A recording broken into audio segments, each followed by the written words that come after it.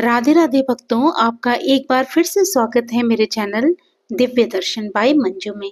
आज आप सुनेंगे कार्तिक मास महात्म्य का 28वां और अंतिम अध्याय। आप इस अध्याय को अंत तक सुनिएगा। अच्छा लगे तो इसे लाइक कीजिएगा और अगर आप मेरे चैनल पे नए हो तो मेरे चैनल को सब्सक्राइब करना मत भूलिएगा। पूरे कार्तिक मास महात्म्य की कथा सुनकर सभी ऋषि सूत जी से बोले, हे सूत जी, अब आप हमें तुलसी विवाह की विधि बताइए। सूत जी बोले, कार्तिक शुक्ला नवमी को द्वापर युग का आरंभ हुआ है, अतः ये तिथि दान और उपवास में क्रमशः पूर्वाहन व्यापनी तथा अपराहन व्यापनी हो तो ग्राह है। इस तिथि को नवमी से एकादशी तक मनुष्य शास्त्रोक्त विधि से तुलसी के विवाह का उत्सव करे तो उसे कन्यादान का फल प्राप्त होता है। पूर्व काल में कनक की पुत्री किशोरी ने एकादशी तिथि में संध्या के समय तुलसी की वैवाहिक विधि संपन्न की। इससे वह किशोरी वैधव्य दोष से मुक्त हो गई। अब मैं उसकी विधि बतलाता हूँ।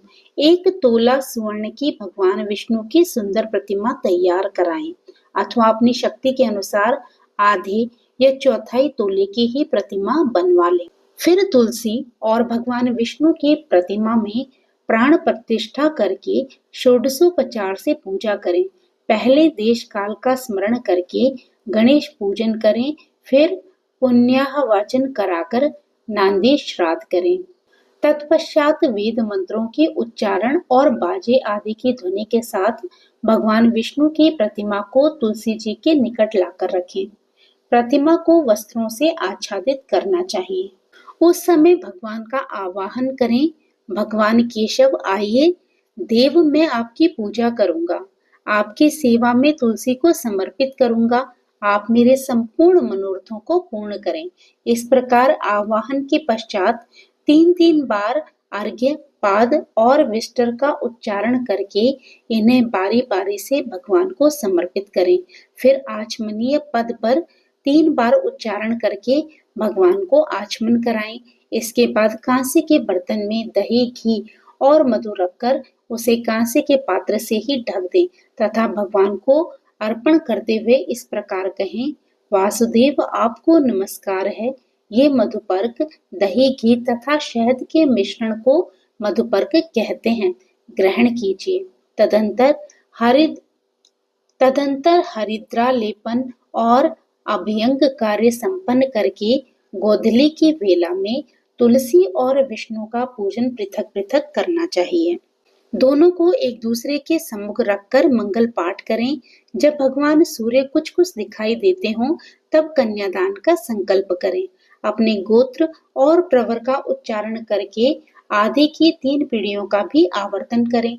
तत्पश्चात भगवान से इस प्रकार कहें, आदि, मध्य और अंत से रहित त्रिभुवन प्रतिपालक परमेश्वर, इस तुलसी दल को आप विवाह की विधि से ग्रहण करें।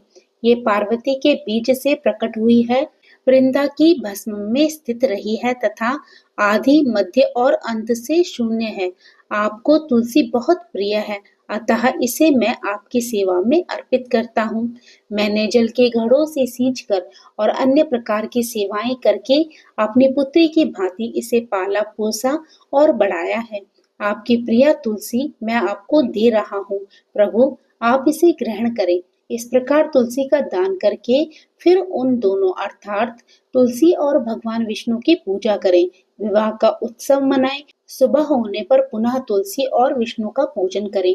अग्नि की स्थापना करके उसमें द्वादशाक्षर मंत्र से खीर, घी, मधु और तिल मिश्रित हवनीय द्रव्य की 108 आहुति दे। फिर स्वस्तिकृत होम करके पूर्णाहुति दे। आचार्य की पूजा करके होम की शेष विधि पूरी करें। इसके बाद भगवान से इस प्रकार प्रार्थना करें, हे प्रभु आपकी प्रसन्नता के लिए मैंने ये व्रत किया है। जनार्दन, इसमें जो न्यूनता हो वह आपके प्रसाद से पूर्णता को प्राप्त हो जाए। यदि द्वादशी में रेवती का चौथा चरण बीत रहा हो तो उस समय पारण ना करें। जो उस समय भी पारण करता है वह अपने व्रत को निष्फल कर देता है। भोजन के पश्चात तुलसी के स्वतः गलकर गिरे हुए पत्तों को खाकर मनुष्य सब पापों से मुक्त हो जाता है। भोजन के अंत में ऊख, आंवला और बेर का फल खा लेने से उच्छिष्ट दोष मिट जाता है। तदंतर भगवान का विसर्जन करते हुए कहें, भगवान, आप तुलसी के साथ वैकुंठ धाम में पधारें।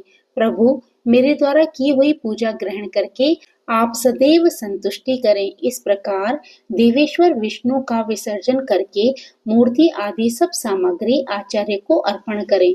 इससे मनुष्य कृतार्थ हो जाता है। ये विधि सुनाकर सूत जी ने ऋषियों से कहा, हे ऋषियों, इस प्रकार जो मनुष्य श्रद्धा पूर्वक सत्य, शांति और संतोष को धारण करता है, भगवान विष्णु को तुलसी दल समर्पित करता है, उसके सभी पापों का नाश हो जाता है और वह संसार के सुखों को भोग कर अंत में विष्णु लोक को प्राप्त करता है। हे ऋषिवरों, ये कार्तिक महात्म्य सब रोगों और संपूर्ण पापों का नाश करने वाला है। जो मनुष्य इस महात्म्य को भक्ति पूर्वक पढ़ता है और जो सुनकर इसको धारण करता है, वह सब पापों से मुक्त हो भगवान विष्णु के लोक को जाता है। जिसकी बुद्धि खोटी हो तथा जो श्रद्धा से हीन हो, ऐसे किसी भी मनुष्य को ये महात्म्य नहीं सुनाना चाहिए। तो भक्तों, यहाँ पर संपूर्ण कार्तिक मास का महात्म्य समाप्त होता है। आशा करती हूँ कि आपको ये पूरा कार्तिक मास महात्म्य पसंद आया होगा, आपने इसको पूरा सुना होगा। तो भक्तों, फिर कैसी लगी आपको ये कथा कमेंट करके बताइएगा। अच्छी लगी हो तो लाइक कीजिएगा और अगर आप मेरे चैनल पे नए हो तो मेरे चैनल को सब्सक्राइब करना मत भूलिएगा। तो फिर प्रभु का नाम लेते रहिए, पुण्य के भागी बनते रहिए। जय श्री कृष्णा, राधे राधे।